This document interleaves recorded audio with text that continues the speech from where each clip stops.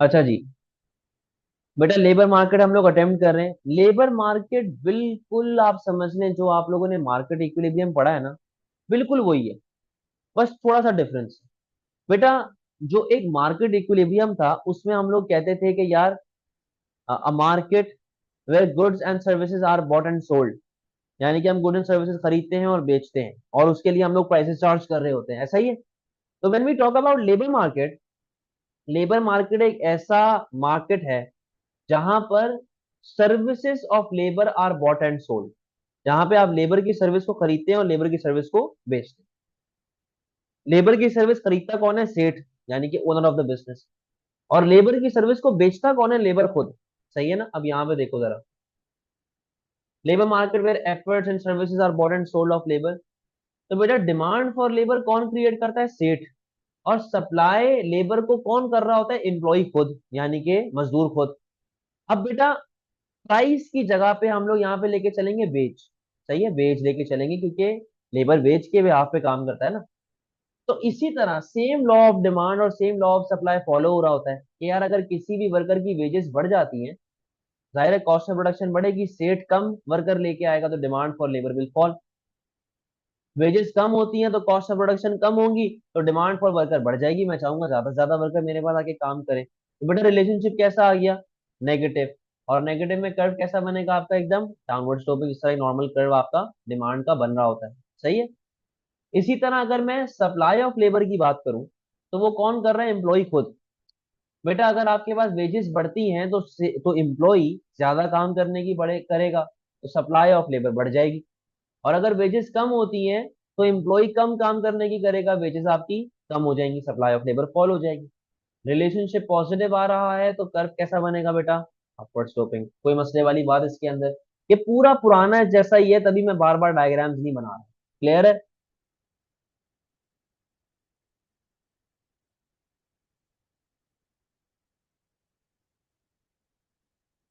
अब जिस तरह बेटा अपने पास मार्केट में एक इक्विलिब्रियम बनता है, जिस तरह मार्केट में इक्विलिब्रियम बनता है, demand is equal to supply, same चीज यहाँ पे भी हो रही है। Demand of labour is equals to supply of labour. तो बेटा अपने पास ये इक्विलिब्रियम वेजेस आ गई, ये इक्विलिब्रियम क्वांटिटी आ गई, और ये अपने पास इक्विलिब्रियम लेवल अपना पॉइंट का आ चुका है। कोई मसले वाली बात?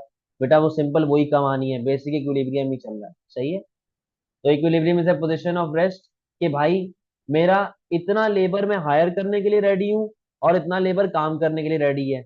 मैं इस वेज पे हायर करने के लिए रेडी हूँ और लेबर इस वेज पे काम करने के लिए रेडी है। सिंपल वही कहानी है आपके पास। जिस तरह हम लोगों ने मार्केट में शॉर्टेज सरप्लस पड़ी थी, वैसे ही यहाँ पर भी शॉर्टेज सरप्लस आती है। बेटा एक सेकंड रुकिएगा, मैं जरा गेट खोल के आ रहा हूँ।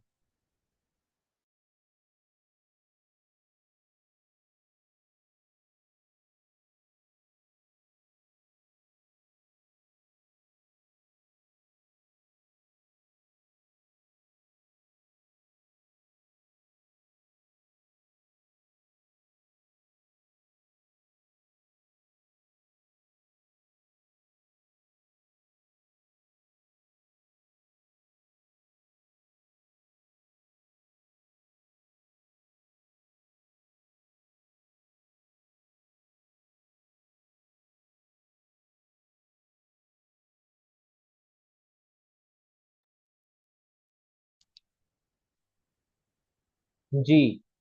तो मैं ये कह रहा था कि जैसे हमारे पास मार्केट में शॉर्टेज और सरप्लस आता है, जिस तरह हमारे पास मार्केट में शॉर्टेज और सरप्लस आता है, वैसे ही इसी तरह आपके पास इक्विलिब्रियम में भी शॉर्टेज सरप्लस आएगा। सही है, इक्विलिब्रियम में भी शॉर्टेज सरप्लस हमारे पास आता है यहाँ पर मार्केट, लेबर मार्केट में। बेटा ये इक्विलिब्रियम था।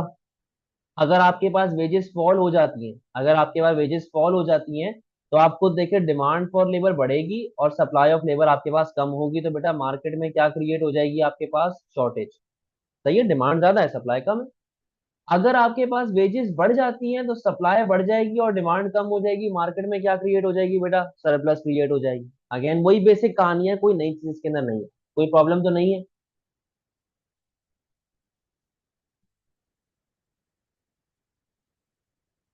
Very good. अब जरा बात करते हैं वो फैक्टर्स की जो कि आपके demand and supply of labour को अफेक्ट कर रहे होते हैं, यानी कि उनमें शिफ्ट क्रिएट कर रहे होते हैं। हम लोगों ने जिस तरह प्राइस और नॉन प्राइस फैक्टर्स पढ़े थे ना, सेम उसी तरह वेज और नॉन वेज फैक्टर्स आ रहे होते हैं। अब यहाँ पे देखो जरा, फैक्टर्स अफेक्टिंग लेबर डिमांड, जो कि डिमांड ऑफ लेबर में शिफ्ट क्रिएट करते हैं। तो पहले हमारे पास लिखा हुआ है डिमांड फॉर प्रोडक्ट। बेटा डिमांड फॉर प्रोडक्ट का मतलब क्या है, और लेबर की डिमांड जो होती है ना, it is known as drive demand. Drive demand का मतलब समझे बेटा, अगर मैं कहता हूँ कि मार्केट में ये पेंसिल बहुत बिकती है, तो अगर ये मार्केट में पेंसिल बहुत बिक रही है, तो मुझे प्रोड्यूस भी ज्यादा करनी पड़ेगी, और ज्यादा प्रोड्यूस करने के लिए मुझे क्या चाहिए, लेबर। तो जब मेरी पेंसिल बहुत बिक रही है, उसकी वजह से मुझे लेबर चाहिए होगा टू प्रोड्यूस मोर पेंसिल। इससे हम लोग कहते हैं कि प्रोडक्ट की डिमांड बढ़ने की वजह से लेबर की डिमांड बढ़ गई, और इसकी वजह से लेबर की डिमांड को क्या कहा गया है, ड्राइव डिमांड। ड्राइव डिमांड का मतलब कि प्रोडक्ट की डिमांड बढ़ने की वजह से लेबर की डिमांड बढ़ गई। सेकंड लिखा हुआ है relative productivity of factor of production. बेटा relative productivity of factor of production का मतलब क्या है, देखें, या तो मैं लेबर इंटेंसिव होऊंगा या तो मैं कैपिटल इंटेंसिव होऊंगा। जब मैं बात करता हूं कैपिटल वर्सेस लेबर की, तो लॉजिकल सी बात है कि मशीन की प्रोडक्शन ज्यादा होती है एज कम्पेयर टू लेबर। सही है ना? तो अगर मशीन ज्यादा प्रोड्यूस कर रही है और लेबर कम प्रोड्यूस कर रहा है, तो मैं मशीन लेके आऊंगा। तो लेबर की डिमांड क्या हो जानी चाहिए, फॉल। सही है ना? हम तो फैक्टर्स देख रहे हैं ना जो अफेक्ट करते हैं, हम इंक्रीज डिक्रीज तो देख ही नहीं रहे। तो लेबर की डिमांड उससे फॉल हो जाएगी। Relative cost of factor, relative cost of labour. Relative cost of labour का मतलब यहाँ पे आप क्या लिख रहे हैं, कि कैपिटल की कॉस्ट वर्सेस लेबर की कॉस्ट, यानी कि इंटरेस्ट वर्सेस वेजेस। अगर वेजेस कम है, इंटरेस्ट ज्यादा है, तो मैं लेबर लेके आऊंगा, मैं लेबर हायर करूंगा, तो उसकी वजह से बेटा लेबर की डिमांड बढ़ जाएगी। आप यहाँ पे एफिशिएंसी की बात भी डाल सकते हैं कि वर्कर कितना ज्यादा एफिशिएंट है, कितना पढ़ा लिखा है, कितना प्रोडक्टिव है, तो उतनी डिमांड उसकी ज्यादा हो। However if we talk about supply of labour, तो पहला पॉइंट आता है बेटा पॉपुलेशन। जितनी आबादी होगी उतनी सप्लाई ऑफ लेबर ज्यादा होगी। सेकंड काम, नेचर ऑफ प्रोडक्शन। बेटा जितना डेंजरस काम होगा ना, खतरनाक काम होगा, उतनी सप्लाई ऑफ वर्कफोर्स कम होगी, लोग बोलेंगे हमने काम नहीं करना। और जितना इजी काम होगा उतनी सप्लाई ऑफ लेबर ज्यादा होगी। बेटा आप अगर नोटिस करें, तो कराची में या बड़े बड़े शहरों में, जब गांव से लोग आते हैं, वो कोई भी पुलिस में या कोई मुश्किल काम में भर्ती नहीं होता। वो ज्यादा से ज्यादा या तो सिक्योरिटी गार्ड बन जाते हैं किसी घर के या बिल्डिंग के, या वो रक्षा चला लेते हैं, या वो टैक्सी चला लेते हैं। तो वो एक इजी काम है, एक प्लेजेंट काम है। लेकिन अगर मैं बोलूं जी जाओ समंदर के बीच में शार्क पकड़ के लेके आओ, तो वो काफी डेंजरस काम होता है, तो उसकी सप्लाई ऑफ वर्कर कम होती है। Skill requirement. बेटा जितनी ज्यादा आपको स्किल्स चाहिए हैं फॉर अ पर्टिकुलर जॉब, उतनी सप्लाई ऑफ लेबर कम होगी, और जितनी कम स्किल्स चाहिए होंगी उतनी सप्लाई ऑफ लेबर ज्यादा होगी। मोबिलिटी। मोबिलिटी का मतलब आप लोगों ने पढ़ा हुआ है प्रोडक्शन पॉसिबिलिटी कर्व में, जितना आप मोबिल होंगे उतनी सप्लाई ऑफ लेबर ज्यादा होगी, जितना इमोबिल होंगे उतनी सप्लाई ऑफ लेबर कम होगी। अब बेटा इन फैक्टर्स को देखते हुए आपके पास यहाँ पे क्या आता है, शिफ्ट। सही है, आपके पास शिफ्ट आता है, तो देख लो भाई शिफ्ट। आपके पास डिमांड बढ़ रही है, यहाँ पे सप्लाई बढ़ रही है। सही है ना? जब डिमांड सेम, यार देखो कोई नई चीज है ही नहीं, सब पुराना ही है। देखो वेजेस बढ़ गई, इक्विलिब्रियम क्वांटिटी बढ़ गई। वेजेस कम हो गई, इक्विलिब्रियम क्वांटिटी बढ़ गई। वही डिमांड एंड सप्लाई का रूल चल रहा है, कोई नई चीज आपने यहाँ पे नहीं देखने में आ रही, कोई मसले वाली बात।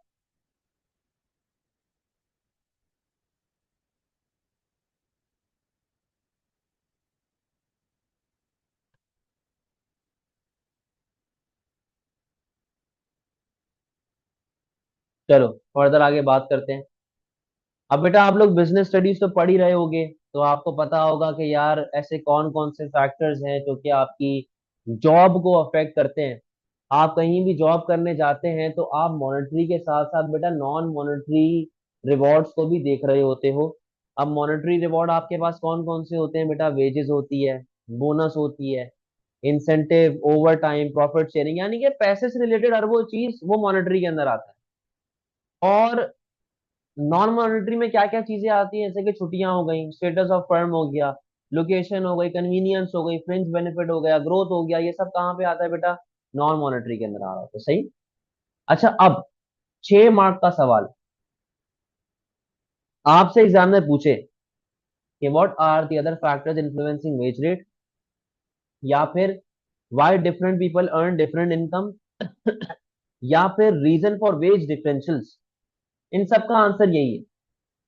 बेटा वेज डिफरेंशियल का मतलब आप इसको लिंक करें प्राइस डिस्क्रिमिनेशन के साथ। Sir what is price discrimination? Price discrimination का मतलब होता है कि मैं, जैसे ये पेंसिल है, एक बंदे को 10 रुपए की बेची, एक को 15 की बेची, एक को 50 रुपए की बेची, यानी कि मैं सेम प्रोडक्ट डिफरेंट कंज्यूमर्स को डिफरेंट प्राइस लेवल पे बेच रहा हूँ, डिपेंडिंग अपॉन देयर नेसेसिटी और depending upon their price elasticity of demand. मैं अपने ही तौर से इसकी मिसाल देता हूँ भाई, जैसे आप लोग अभी पढ़ रहे हैं इस ग्रुप में, आप लोग एक रेगुलर फीस दे रहे हैं जो कि एक बच्चा देता है अगर वो बिल्कुल बेसिक से स्टार्ट करता है शुरू से। जनवरी में मैं क्रैश ग्रुप खोल दूंगा, सही है, क्रैश ग्रुप, वो क्रैश ग्रुप के ना फीस डबल हो जाएगी।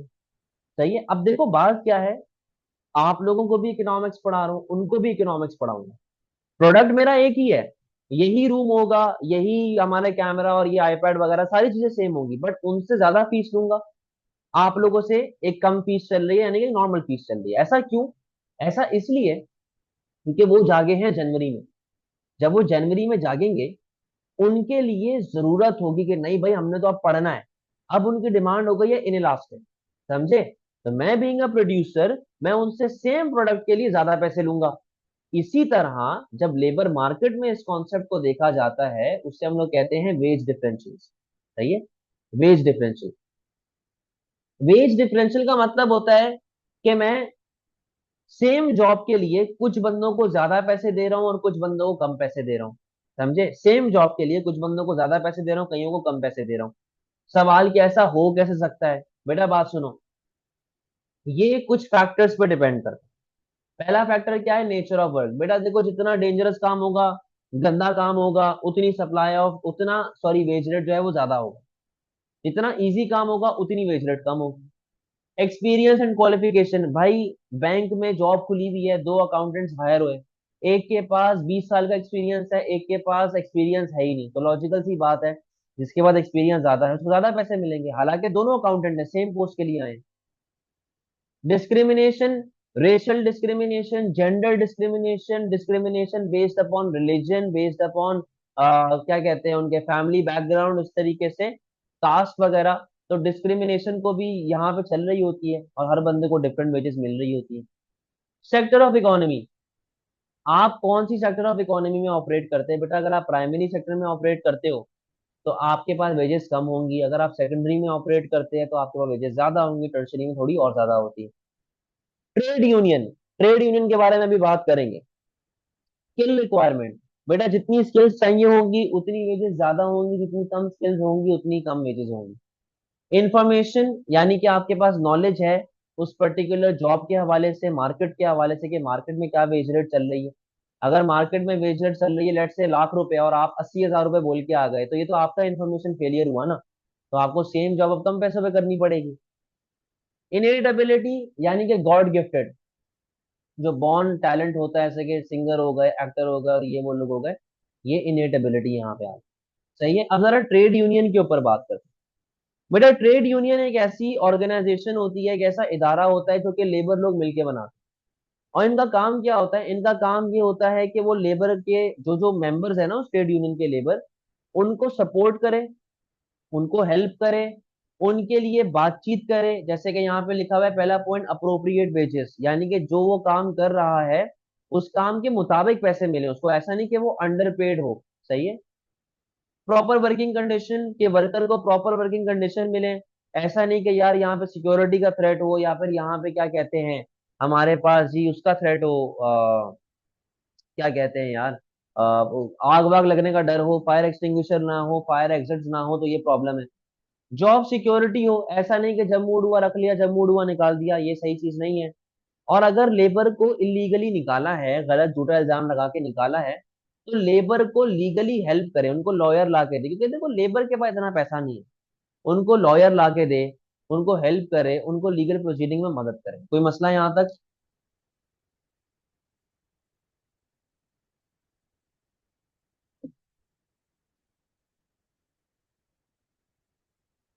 अच्छा जी, आप सुनो,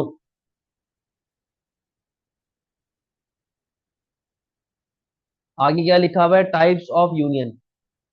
बेटा आपके पास चार तरह की यूनियन होती है। एक होती है जनरल यूनियन, जनरल यूनियन को हर बंदा ज्वाइन कर सकता है, मोची हो, डॉक्टर हो, गाड़ी की इंडस्ट्री का हो, मोबाइल की इंडस्ट्री का हो, कहीं का भी हो, हर बंदा ज्वाइन कर सकता है। एक होती है इंडस्ट्रियल यूनियन। इंडस्ट्रियल यूनियन का मतलब यहाँ पर एक स्पेसिफिक इंडस्ट्री के लोग ज्वाइन करते हैं, फॉर एग्जाम्पल ऑटोमोबाइल इंडस्ट्री। यानी कि भाई गाड़ी के लोग जितने भी है ना, गाड़ी वाले, वो सब एक एक ट्रेड यूनियन बना के बैठ गए, इसको बोलते हैं इंडस्ट्रियल यूनियन। फिर होती है क्राफ्ट यूनियन। क्राफ्ट यूनियन का मतलब कि स्पेसिफिक इंडस्ट्री में से स्पेसिफिक स्किल वाले लोग, भाई जो जो बंदे ऑटोमोबाइल के हैं, तो हर वो लोग जो इंजन बनाते हैं वो एक साइड पे हो जाए, हर वो लोग जो गाड़ी की बॉडी बनाते हैं एक साइड पे हो जाए, जो मिरर बनाते हैं एक साइड पे हो जाए, क्राफ्ट यूनियन। व्हाइट कॉलर बेटा बड़े बड़े बैंकर, बड़े बड़े इंडस्ट्रियलिस्ट, सीईओ वगैरह जब अपनी यूनियन बनाते हैं, उसको व्हाइट कॉलर यूनियन कहते हैं। अब बेटा देखो, यूनियन की ना मेंबरशिप फी होती है, यूनियन की मेंबरशिप फी होती है, वो मेंबरशिप फी आपको पे करनी पड़ती है, तभी जाके तो ट्रेड यूनियन का दफ्तर चलता है ना यार। अब यूनियन पावरफुल कब होगी, ताकतवर कब होगी? पहला लिखा हुआ है लेबर रिप्रेजेंटेशन। लेबर रिप्रेजेंटेशन का मतलब कि जितने ज्यादा लोग आपकी यूनियन में होंगे, उतनी ज्यादा पावरफुल आपकी यूनियन होगी। फिर लिखा हुआ है nature of production. Nature of production का मतलब क्या है? नेचर ऑफ प्रोडक्शन का मतलब ये होता है कि जितना, क्या हम लोग लेबर इंटेंसिव है कि कैपिटल इंटेंसिव है। देखिए, अगर तो हम लोग लेबर इंटेंसिव और मेरी दुकान लेबर पे बेस करती है, यानी कि अगर मेरा लेबर पूरा काम कर रहा है ना, तो मैं उस पर डिपेंडेंट हूँ। अगर मैं लेबर पर डिपेंडेंट होऊंगा तब ट्रेड यूनियन पावरफुल होगी, उसको पता है कि यार ये बंदा जो है ना मेरी बात मानेगा, क्योंकि हम लोग पावर में। Wage rate. वेज रेट आपकी टोटल कॉस्ट का कितना प्रोपोर्शन है? भाई फॉर एग्जाम्पल आपका साल का जो खर्चा है, जो कॉस्ट आती है वो 100 रुपए आती है, और 100 रुपए में से 1 रुपया जो है वो वेजेस के ऊपर चला जाता है। तो ये 1 रुपया कितना परसेंट बना? 1% बनेगा। तो यहाँ पर ट्रेड यूनियन लीडर जो होता है ना, trade union leader, union leader का मतलब वो बंदा जो सबको रिप्रेजेंट कर रहा है। यूनियन लीडर ये बात कर सकता है कि यार देखो, हम तो वैसे ही 1% तुमसे पूरी कॉस्ट कर रहे थे, तो थोड़े पैसे बढ़ा दो यार। तो इस पॉइंट पे स्टेट को पैसे बढ़ाने पड़ते हैं। फिर लिखा हुआ है information and skills of union leader. जो हमारा यूनियन लीडर है, जो हमें रिप्रेजेंट कर रहा है, क्या उसके पास इंफॉर्मेशन है मार्केट की? क्या उसके पास नॉलेज है? उसको पता है मार्केट में हो क्या रहा है? उसकी स्किल्स कैसी है? उसको बात करना आती है नहीं आती? उसको बात करने की तमीज है कि नहीं है? वो मनमाना जानता है अपनी बातों के, नहीं जानता? तो अगर तो यस, तो आपका यूनियन जो है वो काफी ज्यादा स्ट्रांग है। तो ये मसला।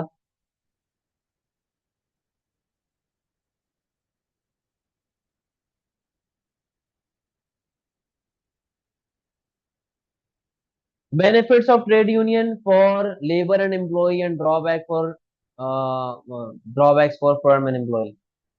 बेटा यहाँ पे देखो जरा, पहले हम लोग बेनिफिट्स की बात करते हैं। बेनिफिट्स फॉर लेबर क्या है? कि उसको प्रॉपर वेजेस मिलती है, सही है ना? उसकी वर्किंग कंडीशन अच्छी होती है, उसको जॉब सिक्योरिटी मिल रही होती है, उसको टेंशन कोई नहीं होती है, उसको पता है कि भाई अपना काम होने वाला है, वह खत्म होने वाला है, सबर करो जाए। फर्म के लिए क्या बेनिफिट होगा? मीडियम ऑफ कम्युनिकेशन, कि बात करने का एक बंदा मिल जाएगा। अब मैं 50 बंदों से अलग अलग बात करूं, इससे बेहतर है कि मैं एक ही बंदे से बात कर लूं।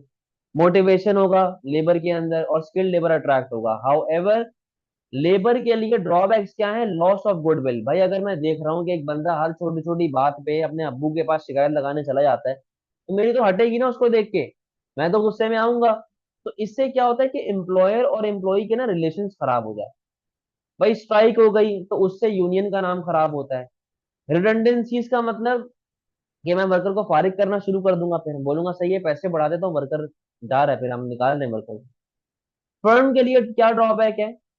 कि फर्म को बेटा कॉस्ट बढ़ सकती है, लेबर कुड बिकम इनएफिशिएंट। उसको पता है कि मेरा बाप मेरे सर पे बैठा हुआ है, तो वो खराब काम कर सकता है, और स्ट्राइक की वजह से हमारा काम रुक जाएगा, हमारी प्रोडक्शन प्रोसेस जीरो हो जाएगी। ठीक है। अब बेटा होता ये है कि ट्रेड यूनियन और स्टेट, इनका फड्डा इस बात पे चल रहा होता है कि ट्रेड यूनियन कहता है पैसे बढ़ाओ, स्टेट बोलता है नहीं बढ़ाऊंगा। तो अगर ये फड्डा एक्सट्रीम लेवल पे चला जाता है ना, अगर कोई सोल्यूशन नहीं निकलता, तो अब यहाँ पे गवर्नमेंट एंट्री मारती है, और गवर्नमेंट आके क्या लगाती है? Minimum wage. जिस तरह आप लोगों ने मिनिमम प्राइस पढ़ा था कि minimum price is impose above the equilibrium, same उसी तरह minimum wage is also impose above the equilibrium. जिस तरह मिनिमम प्राइस में surplus of goods and services आता था, उसी तरह यहां पर मिनिमम वेज की वजह से सरप्लस ऑफ वर्कर आ रहा होता है। मिनिमम वेज क्या होती है कि वर्कर को एटलीस्ट इतने पैसे मिलेंगे ही मिलेंगे, भले कुछ भी हो। अगर आप नहीं देंगे तो आप इलीगल काम करेंगे और हम आपके ऊपर पेनल्टीज लगा दें। समझते हैं बात को भाई, सारी बातें क्लियर है।